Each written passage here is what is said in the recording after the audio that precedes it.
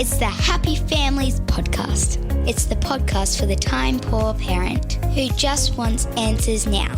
Hey, well, Kylie, it's been... Sorry. Oh, are you right there? Just knock over the figurines right as we start the podcast. That's great. Yeah, I really like that statue as well. It's a statue of a man holding... What are those willow tree statues from a couple of decades ago when they were all the rage? You've just knocked over my willow tree of a dad holding a brand new baby in his lap. Can I just ask why it's on my desk? Because my desk is too cluttered and has too much stuff going on. But that doesn't excuse you knocking my stuff over.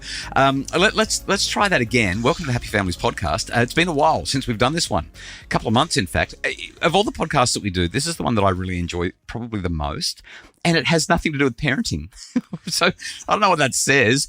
This is our book club podcast. Look, everybody needs to have a break, a refresher. Yes. And time to rejuvenate. This is our opportunity to tell you the stuff we've been reading so that either you can go out and buy it because it's brilliant, or you can save your money and save your time and invest in something else as well.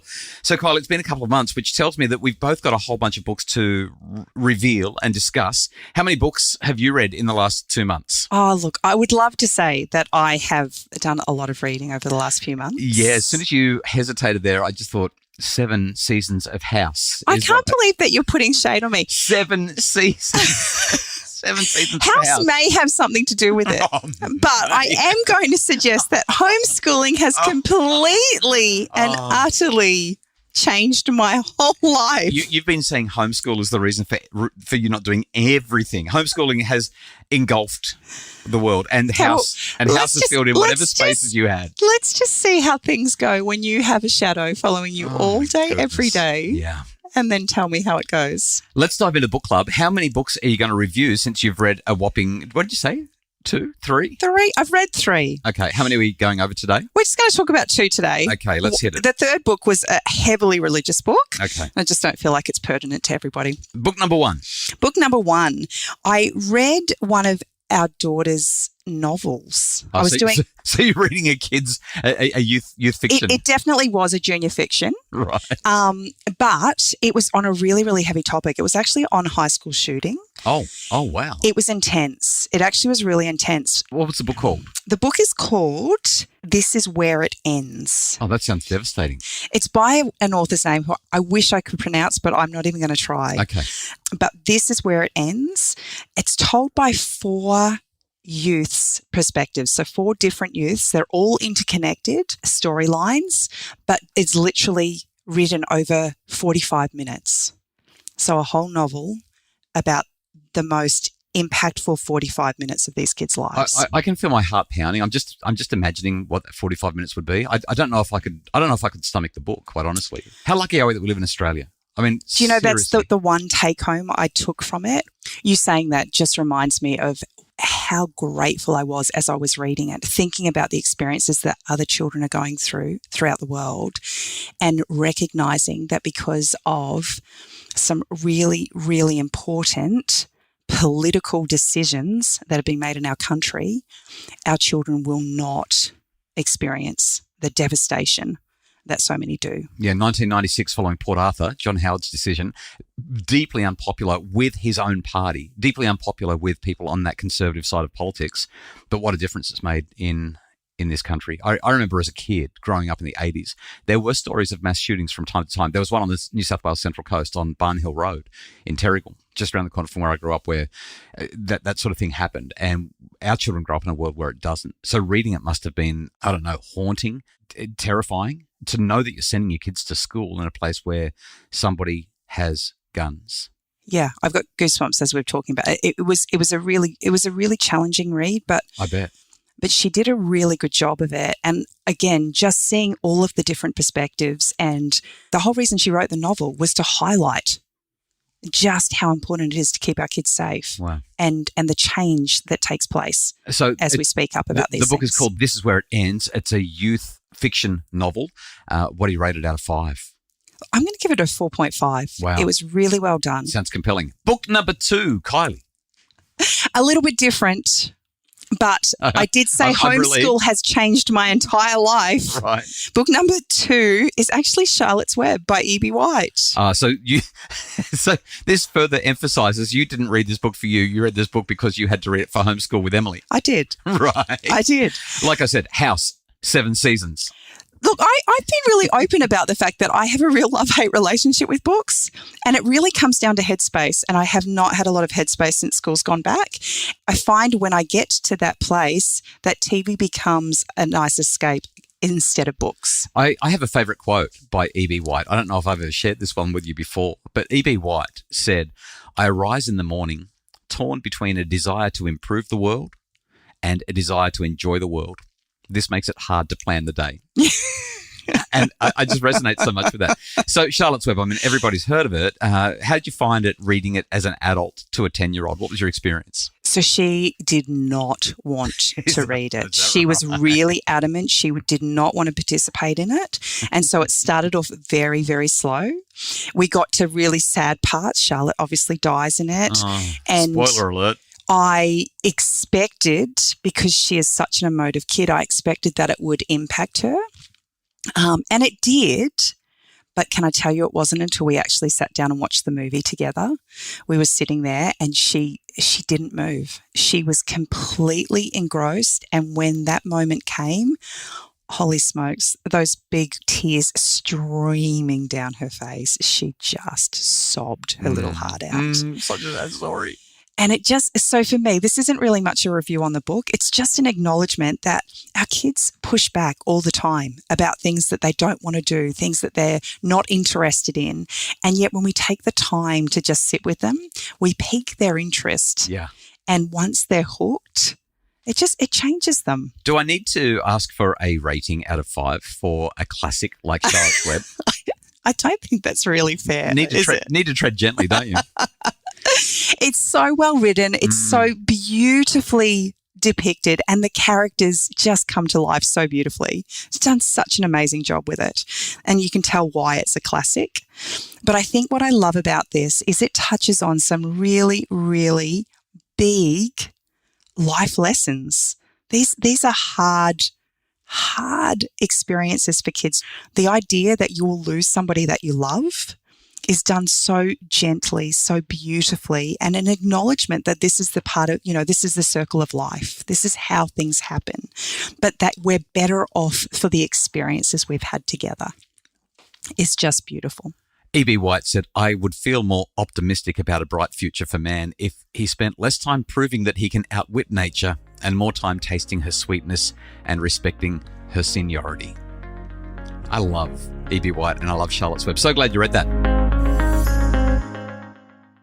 Kylie, I have 3 books to review for book club today. Are you ready for this? Because I can never do one. Oh, we're doing all 3. We have to do all 3. And they're really big and they're really heavy, and I've got to try and do it in record time. Number 1. Okay, this is the hardest one for me to review. It's called Bad Therapy, Why the Kids Aren't Growing Up. It's by Abigail Schreier. Abigail Schreier shot to prominence a few years ago when she wrote a book called Irreversible Damage about the huge rise in adolescent girls identifying as trans and wanting to go through all kinds of hormone suppressants and puberty blockers and even surgeries so that they could live as trans boys. Much of what she said was provocative then, and many people tried to cancel her. Over time, she has been vindicated in a lot of areas. I still don't like her tone. I don't like the way that she did it, but it was an important book, and it was a brave book as well, especially as we're watching what's happened with the Cass report coming out of the UK and what's happened with the Tavistock Gender Clinic over there. So when I picked up Bad Therapy, Why the Kids Aren't Growing Up by Abigail Schreier, I had very high expectations. It was a real disappointment. I would not recommend it to anybody. I give it about a 3 out of 5, and that's being generous. It was a book, honestly, I loved some parts of it, but I also absolutely hated some parts of it. Schreier makes so many great points in this book. So she emphasizes that kids don't need their parents to be therapists. She's excellent at pointing out the mental health overreach across schools and medical contexts and more. She points to the fact that parenting is not a skill, it's a relationship. Although I would add, it's a relationship like all relationships that requires skill to navigate it adequately. She's accurately clear that focusing too much on feelings leads to rumination and depression and anxiety, and she rightly excoriates both Bessel van der Kolk and Gabor Mate for just outright quackery around trauma and epigenetic intergenerational transmission of devastation. So I really loved several areas of what she said, but unfortunately the book is just littered with outright falsehoods and then carefully written half-truths.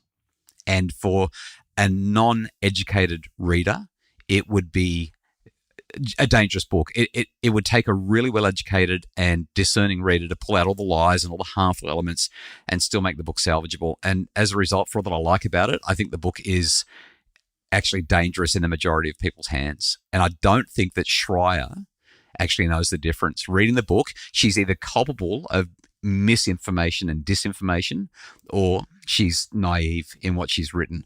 It feels like it's been put together hastily because she had success with the last book. Oh, Kylie, I wanted to love this book. I really did. But I endured page after page of frustration as she talked about how good the old days were. And she railed on a whole lot of parenting science without ever looking at any of the science on which everything that I recommend is based, probably because it wouldn't fit in her narrative. So she's just ignored everything that I teach. Everything that self-determination theory is about, she just hasn't gone near it. Ultimately, I'm going to say that this book is an exercise in frustration because the good bits really, really are so good, but you have to wade through so much muck to find them. That's Abigail Schreier, Bad Therapy, Why the Kids Aren't Growing Up. Number 2. Book number 2 is a memoir. It's by a guy called Rob Henderson. It's called Troubled. I'm giving this 5. I'm just going to give the score straight away. I love a good memoir. In our last book club, I talked about Jane Ferguson and her journalistic career going through all these war zones through Afghanistan and Syria and the Middle East.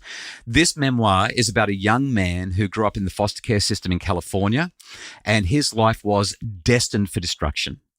And many of his friends ended up going exactly that way. It's a compelling read. It's a warts and all autobiography. I mean, it is hard to read. And he went through the worst things as he grew up. Just awful. Somehow he lands on his feet in the military, but then he ends up as an alcoholic and a depressive, gets out of the military and goes to university through a United States-sponsored bill to help GIs get into university pathways. And now he's at Cambridge in the UK finishing his PhD. The guy is extraordinarily insightful. His background is compelling, and essentially he makes the argument that you can talk about diversity all you like, especially when it comes to family structure, but what he really needed was a mum and a dad. And not, oh gosh, I'm getting weepy thinking about it, not having that and looking at the research evidence around it as he's moved into a PhD in psychology.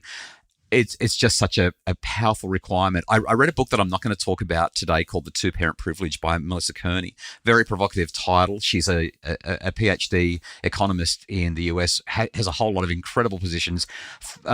She's certainly not a conservative person, but the evidence points in that direction again. Rob Henderson's book, Troubled. Oh my goodness. Buy this book and read it. It is that good. Such a great book. A couple of weeks ago, you shared a quote out of his book. Yeah, when we wrapped up, I'll do better tomorrow. Somebody asked him whether or not they should read to their children. And his comment was, yes, definitely read to your children, but not because it's going to make them smarter, not because it's going to give them an educational edge. Read to them because they'll know you love them. That really hit. It was just such a beautiful moment. And the whole book, as much as it goes through the tragedy and the difficulty of this kid and his life, oh my goodness, it's littered with insights like that. It's just a profoundly good book. It's called Troubled. I give it 5 stars. Rob Henderson, a memoir of foster care, family, and social class. I loved that book. All right, we'll hand it over. Okay, all right. And the last book that I want to mention just briefly, I mean, we're kind of out of time, so I don't have time to really get into it. So I need to give this book more time than we have for it, but it's called Time to Think. Time to Think by Hannah Barnes. And Time to Think is basically, it's a book that is all about the inside story of what happened when the Tavistock's gender service for children collapsed in London, what was going on in the processes in the 20 years leading up to it, and how it got to a point where a gender identity clinic had to close down. This book has been written by a journalist who has, when I say she's done her research, I don't know that I've ever read such with such a provocative topic. It has to be very, very careful. It is so compassionate.